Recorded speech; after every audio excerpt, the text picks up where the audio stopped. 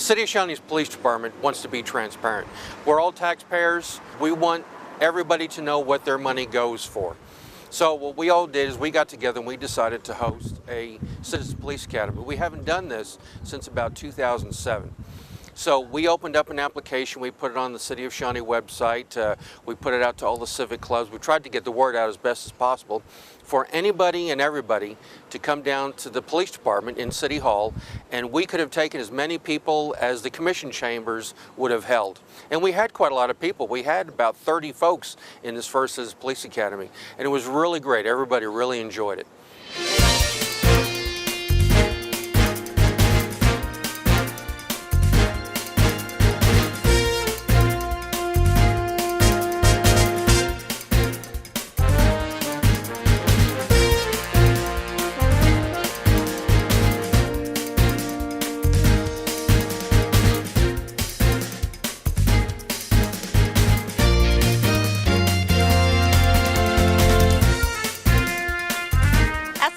We want to connect with the citizens.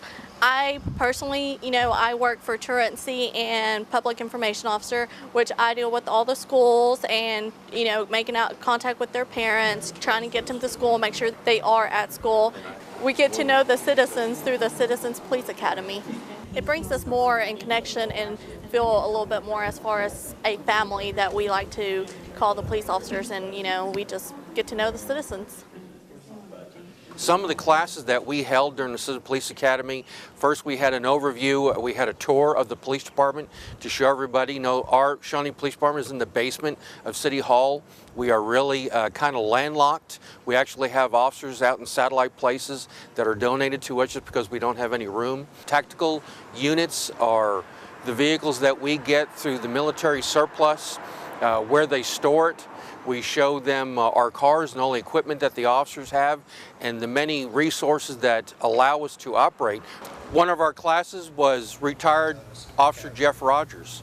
Jeff was a Shawnee police officer that unfortunately was shot in the line of duty. He was shot once in the arm and he was shot once in the neck.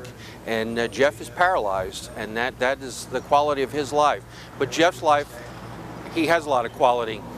And he is a quality act, and he and his wife came and spoke to the students as to his experience and what it's like on that side. We see a lot of this national attention of law enforcement and shoot, don't shoot. It was good for the Citizens Police Academy students to hear our officers' philosophies, and none of the officers ever go to work wanting to ever do that, ever. And Jeff explained how his was a normal day and how he ended up getting shot. And that was a serious class, but it was a quality program, and Jeff did a really good job with that. We also had our canine. We had a demonstration of our canine officers out at our pistol range up north of town, and our students actually got to fire some weapons at the pistol range.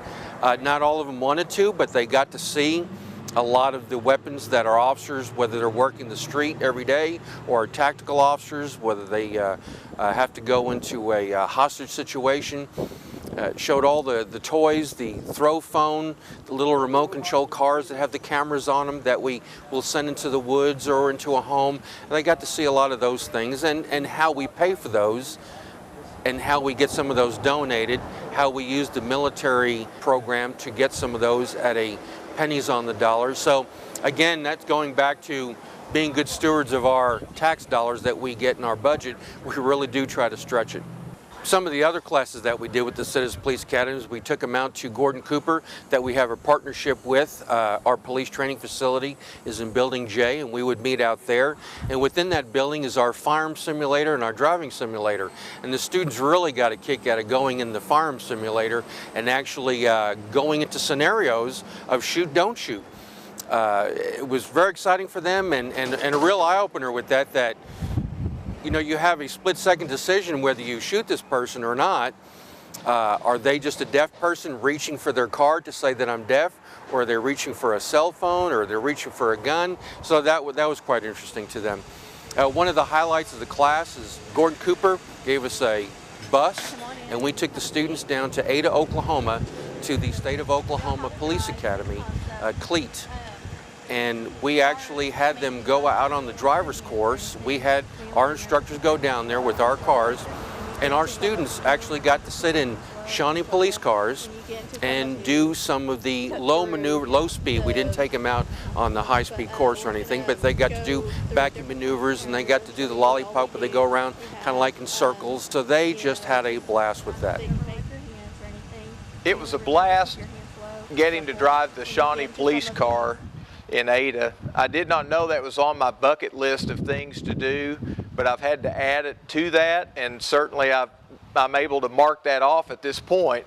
And I encourage anyone who has any thoughts at all about attending the Shawnee Police Academy, I encourage you to take full advantage of this opportunity. There's so much to learn from every class that you attend, not only the driving part of it, but even the classroom itself. It's an outstanding, excellent opportunity.